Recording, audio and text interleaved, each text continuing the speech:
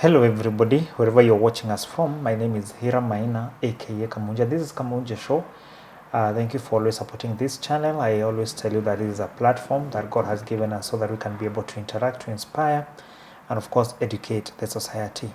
In today's program, we have a guest. His name is David, a 24 years old young man whose life story will, uh, inspire so many people and transform lives, because I always tell you that we use people's story so as to inspire so many people outside there. Thank you for watching. God bless you as you watch. And without further ado, help me welcome him to the program so that we can be able to understand his life story. Habari yako? Nzuri sana. Thank you so much for allowing to come to this program. And I would like you to introduce yourself, your name, and where you have come from. My name is David. I'm from Githunguri. Okay. David, which year were you born? I was born in 2000. Okay, so I want us to start from your story where you were telling me about you were adopted, and you were adopted at the age of around 4 years. 4 years. I want us to understand so that our viewer can be able to understand how you came to be adopted. Is it something that you have the knowledge, the remembrance of it, or what transpired to you being adopted? As long as I can remember, I try to remember a lot, but all I remember is I was in an orphanage. I don't remember where it is located at, but I know I was in an orphanage because I remember playing with so many kids. Then I got adopted. I moved to a new home, a very nice home, two parents. My mom is Kenyan. My dad is from Germany. The parents who adopted me. That is so that is how it is. I can't remember the actual place, the orphanage, but I know I was adopted by rich parents who we used to live in Dome. Dome. Yeah. Dome is around Gardens Estate. Garden Estate. Okay. So when you got adopted, because you have told us that your mom is Kenyan and your father, you are foster parent. Now the dad is from Germany. How was the setup of that family that adopted you? Because I know that is where the story or your story is coming from. The pain that you have gone through in life started when you got into that home. I want us, and of course even our viewer, to understand about your family that adopted you. How was it? How was the relationship between your parents, your mom and dad? How was the relationship between you and them? So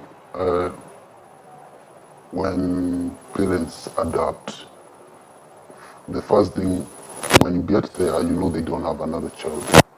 And you expect them, because they got you from an orphanage, to treat you better. When you get there, all you expect is a good life. So that is what I got there. But for them, they were not adopting me because they need a kid. No.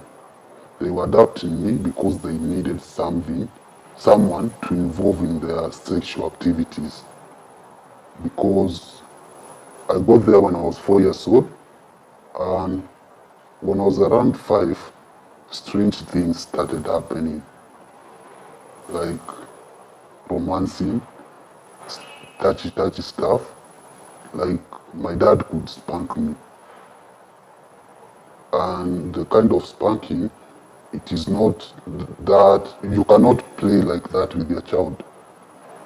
And it even got worse to an extent where now we started sharing like the bed together. They could involve me in their sexual activities.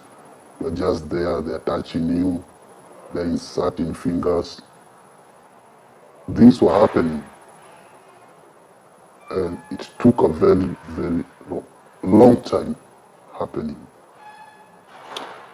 How old were they when they adopted you? My dad was around 50s. My mom was young, she was 36. Okay, now when they started doing all those kind of those kind of stuff with you, touching you and having intercourse while you're there, how old were you? 5 years, that is where the touching started. That is where the introduction started, because you are young and you don't understand what is happening. You are being touched, they remove your clothes, you sleep together without clothes. What exactly were they? What exactly were they doing? Were they, apart from the romance thing, were they having sex with you? They were trying, but I was young. All my dad was the one like inserting fingers in me. At the age of 5. The age of 5, my mom was just there kissing me, touching my private parts. So it traumatized me. It's something when I say it, I don't process it. It is not realistic to me. Even now, it is something you can never get over, because it happened from the age of 5 to when I was turning 15, all those years, So that is 10 years. 10 years. Now, as you were growing, at what age did they have sex with you? Because I believe you had told me you started now having sex with your mom and your dad, your foster parents. When I was turning around 8 years. And by sex you mean sex. Sex, like my dad started penetration. So we call it being sodomized. He could do it so many times. They could even tie me with ropes. Even those things, I don't know how people call them, but there are those things like when you're having like sex with someone, you beat them with those ropes, the black ones. They had even the chains, they could tie me to the bed, do things, and they threaten you. It is something you cannot tell anyone because of shame. It is not even about the threat, the shame. You can't carry yourself to tell someone, my dad is doing this to me, because there is a picture has been painted out there.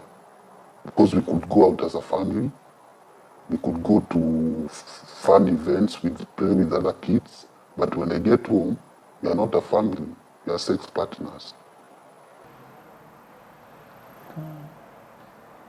That is so sad.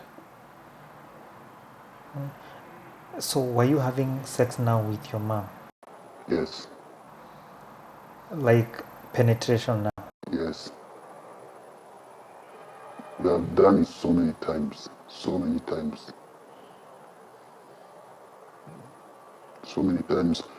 to a point where she could even invite, like, because my dad used to travel, he could go for like 2 months.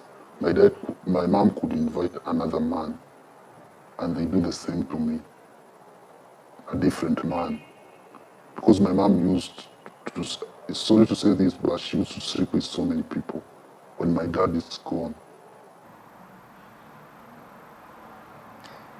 Were you people going to church?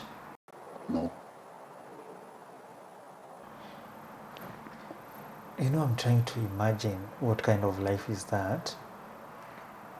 Were they really married, or they were into some occultic stuff? something I don't understand. You can never understand.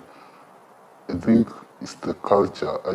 it's something, it's the culture that my dad was brought up in, and my mom loved the culture.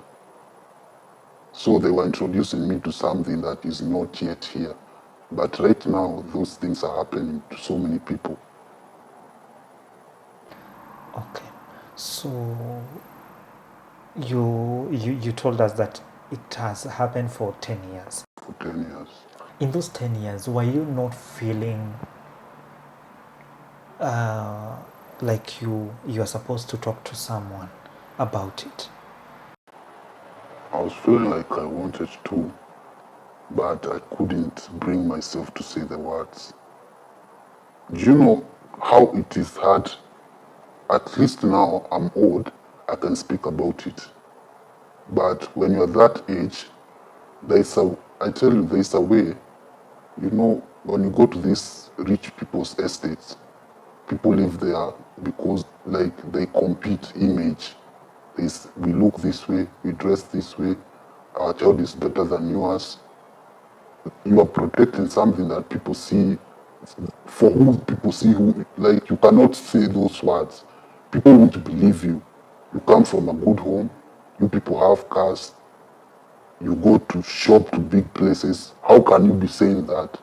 You protect yourself, and I always felt like telling someone, but I couldn't bring myself to say it. So I stayed with all that. It's a lot of trauma.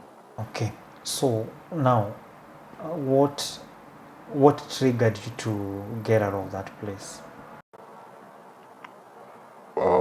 When I finished my class 8 exams, and I always wanted to go to a boarding school because I was looking for an exit. It was becoming too much. I couldn't take it anymore. So leaving to a boarding school was my way out. So I tried to talk to my mom about it, and she told me she will discuss with dad if I can go to a boarding school. But dad said I can't go to a boarding school, I have to go to a day school because we have to continue with whatever we are doing. They can't let me out.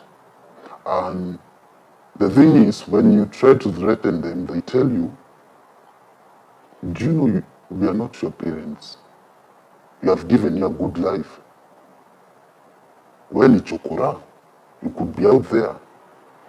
So you follow what you're telling. If we say you are going to a day school, you are going to a day school. You couldn't have afforded that. You are living a good life. So when I realized I will never leave this place. Now this is it. So I decided like it's time now. I leave. And that's when I left home. When I was turning, it was around 2016. That's when I left home with nothing. And I went to the streets of Nairobi and to start my life there with nothing. They did not try to stop you. No, all they did, they threatened me. And when I said I'm leaving, all they said, make sure we never see you around here. And if you speak about us, we will kill you. We have made you who you are, and now you feel you have grown wings, you can go. But forget us, we are not your parents. We owe you nothing. We have done our part and never come back here. That is all they said. Now, when you left, did you try maybe reporting them to a police station? But when I left, I was so traumatized. All I needed was peace. I needed somewhere where I can go through the night without someone touching me. I was so traumatized. I was in a point where I was saying I would rather sleep outside in the forest than sleep in that house. So what I needed in that moment was an escape. I needed to be alone.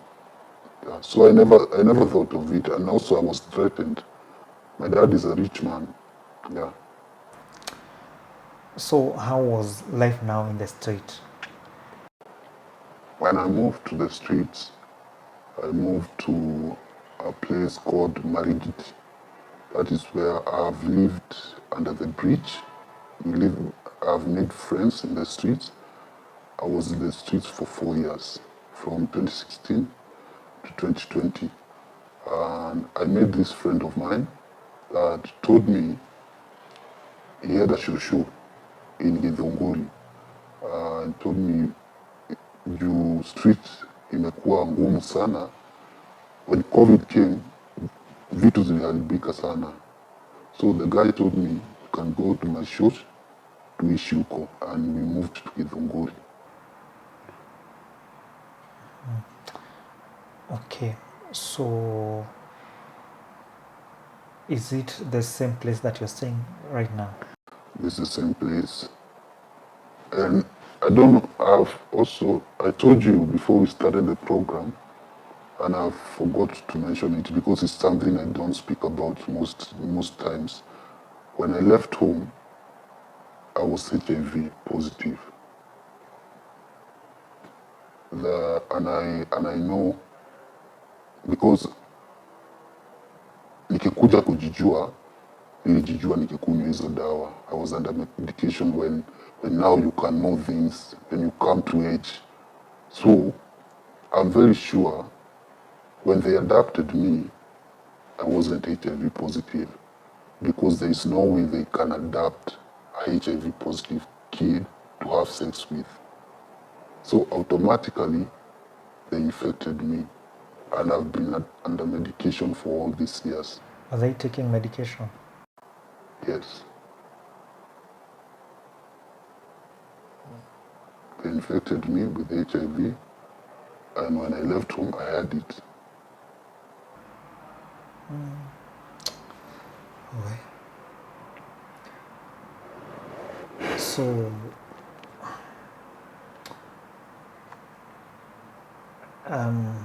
I'm out of words because some things you just hear, you just imagine. You don't think they are real because it is very demonic. I would call it very, very, very demonic for a human being to do that to a minor. It's very sad. Now, tell us about after now you went to with your friend to Githunguri. What happened after that? So when we moved to Githunguri, tulienda kwa shosho, and we lived there for like 2 years. And now the shosho is the grandmother to your friend. To my friend, tuliishi na yeye for almost 2 years, and things got hard. And my friend told me, I've always told you, because when you were in the streets, he used to say, me, I know my place. And also, there was a time when you were in the streets, I tried to come back to my mom's place with my friend, because I told him, when you go there and we act good, they will take me with you. At least you can be there. Because I had it in my mind, when I come in with someone and they accept us, that my friend will protect me. But when we got there, the thing that, the first thing, the information I got when we got there, my mom was dead. Mom has died, and the dad, he was to travel to Germany that week. So when we got there, we were pushed away, and he threatened to kill us. So that's when my friend decided, let's go to my shoshu. That is when we made that decision, because he was telling me, we have my shoshu, all those things. But after those 2 years, that's when I realized why he doesn't go back home. That place is very tough. The times we have slept without eating for those 2 years is more than the time we have eaten. We have struggled with that shoshu for so many years, to an extent where we just woke up and decided wacha tu tuende kwa street, na tukaingia kwa street za Githunguri, and we have been there. We sleep in these unfinished buildings, huko ndo tunaishi. That is where our life is Up to now. up to now, because I can tell you, I don't think there is hope for us. There's no hope, because at this time, like when I came here with my friend, you could see I was struggling to even climb the stairs. Why is it so hard for you to climb even the stairs? Niko na ugonjwa ya nerves. Even moving my hand is an issue. To an extent, hadi kijiko kuchukua unasikia ikiwa mzito ya kukula. That is why you are shaking. Yes, I'm very shaky. So like, it is a point where like you feel your life is coming to the end. You are watching yourself die. Have you tried maybe going to hospital? No. I just go there to get the ARVs. This kind of disease, they told me I have to be treated. And it has gotten to a point where now I can't even siwezi fanya anything juu at least tukiwa kwa street tunabebeanga watu mizigo nini, so imefika mahali is now I can't do anything.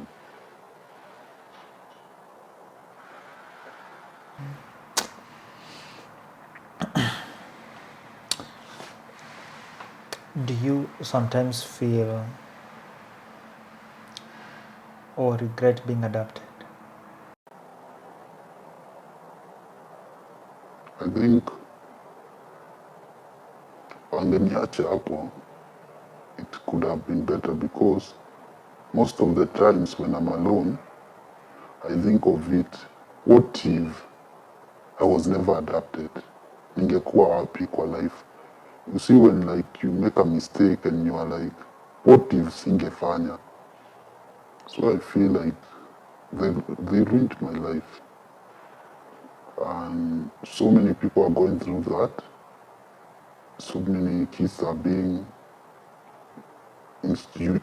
misused, and nobody's talking about it. It is happening. Wow. Did you ever had another encounter with the children home that you came from? No, They were not visiting you. no. I think the people there, they were also, I also felt like it was about bribe, because I never went back there. And when you leave that place, if you had friends, they come to see you. You don't lose that connection. So when I got there, nobody, it's like I was locked out of that world. I feel like they reprogrammed me. Yeah. So you feel maybe your dad, when they were adopting you, he did bribe maybe the children orphanage. Because that is something, it is inhuman. It is very inhuman, because how can you do that to a child? And they have ruined my life. They have really ruined my life. Okay. So, David, maybe you can tell us as we come to the end how, yeah, of course I understand the nerve problem that you have is one of the thing that maybe you can ask people to help you with, but what else would you want people to help you with?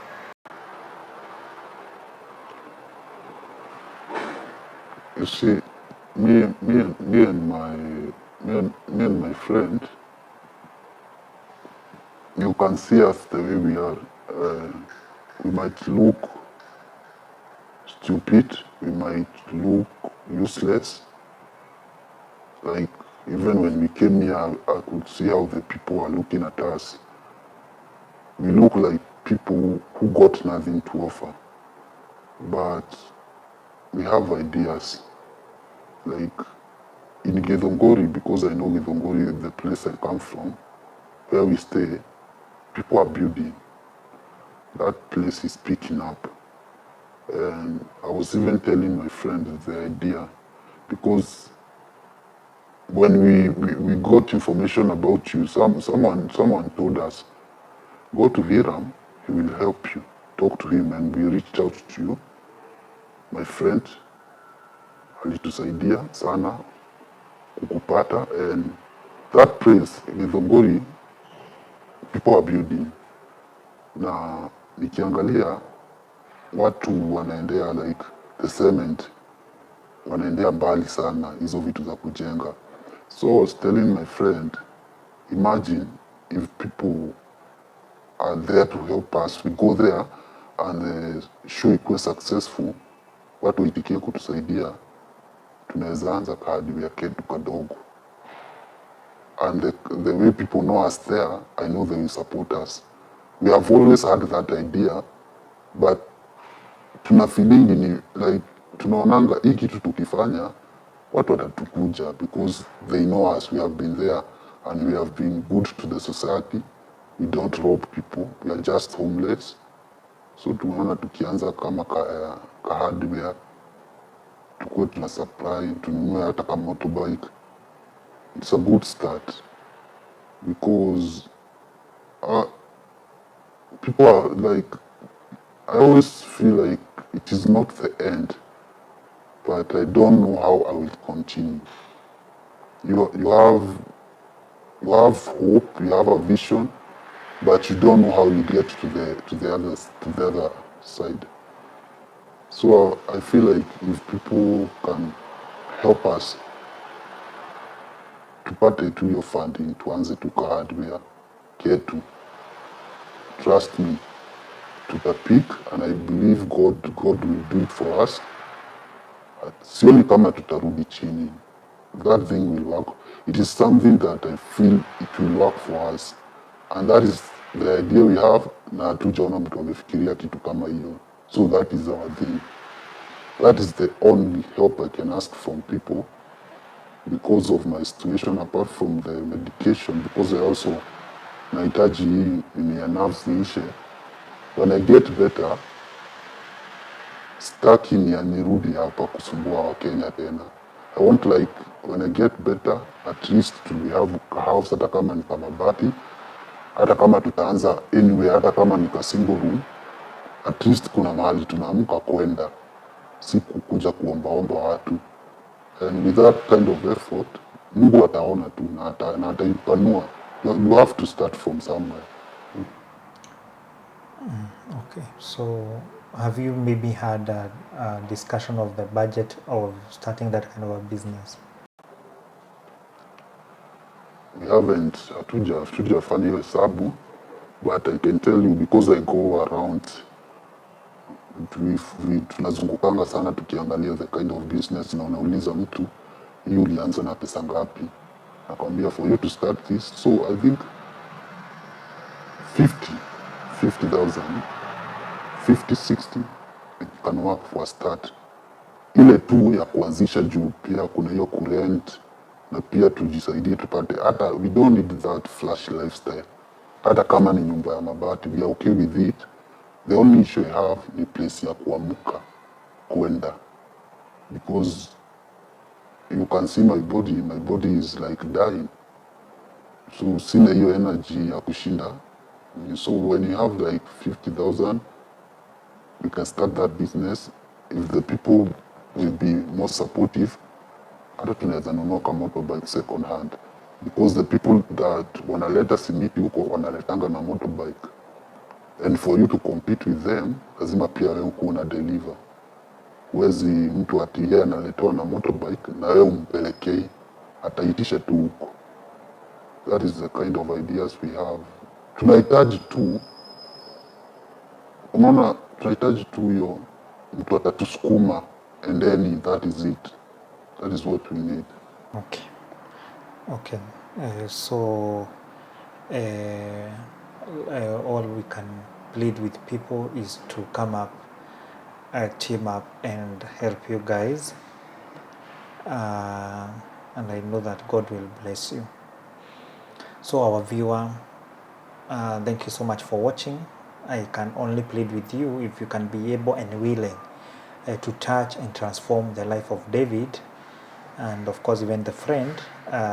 You can send any contribution that you have, any amount that you have, to the number on your screen, 0708 52727. And of course, you can be certain that your money will be used to help David, so that he can be able to stand, and of course, even for his medication, so that he can be able to go and see a doctor for his nerve disease, and of course, also to start somewhere in life. And I know God will bless you. I know we could not have revealed his face and his voice because of the Father. We are trying also to protect him from so many things that can come up after he does this kind of an interview. So God bless you guys. But of course, David, maybe you can say something as we come to the end. I would like to tell Kenyans or the people who watch you, okay, like any support, just think about it. You are stuck, you don't have hope, you just want to start something. I know many people have been to that place, it's a very dark place. If you can do it for us, we will come back here na tutawashukuru. We just mtusaidie tu because this is our only shot. Kukuja hapa, it has given me hope, and I know God atatusaidia na atawaguza pia mweze kutusaidia because we need this.